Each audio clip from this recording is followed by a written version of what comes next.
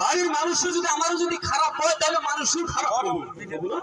আর বাড়ির মানুষের কাছে যদি আমি ভালো থাকবার পারি তাহলে যত দূরে যাবো আমি ভালোই থাকবো নাকি কর দাদা গো। বাড়ির কুটুম্বা এর জন্য দাদা জিনিসটা আমি দিয়ে যাবো।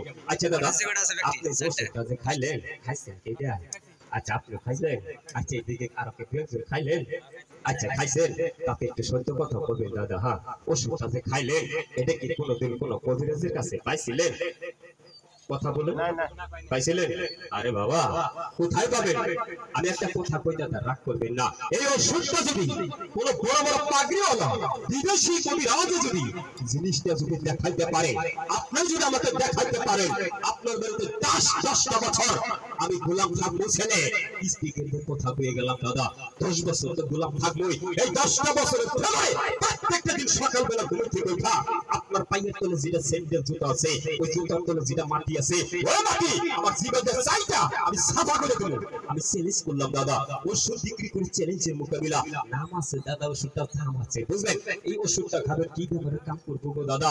শিক্ষিত সমাজ ইশারায় কাঁপে আমি নোংরা ভাষা বললে ওষুধ বিক্রি করতে পারবো না দাদা। আমি আগেই বলেছি দাদা শিক্ষিত সমাজ ইশারায় কাঁপে। এই দাদা গো প্রথম অবস্থায় মেঘ হয়, মেঘের পরে তো দাদা বৃষ্টি হয়, বৃষ্টি হইয়া নদী নালা বুঝাই হয়, নদীর মধ্যে জোয়ার আসে। আপনার যদি দেখা গেল দাদা আপনার জৈবন নদীর মধ্যে যদি চর পড়ে গেছে না খাইলে এক চামচ দাবুয়া অল্প করে খাইয়ে যাইয়ে। হ্যাঁ আপনার নদীর মধ্যে না জোয়ার আসবে ওরা গাছে ফুল ফুটবে আপনার জৈবন নদীর মধ্যে পানি খাও খাইবে খাও। ইট ইজ মাই চ্যালেঞ্জ দাদা। নাম আছে নাম আছে দাম আছে। একটা সুনাম অর্জন করছি আসামের ভিতরে, বেঙ্গলেও নাম আছে দাদা।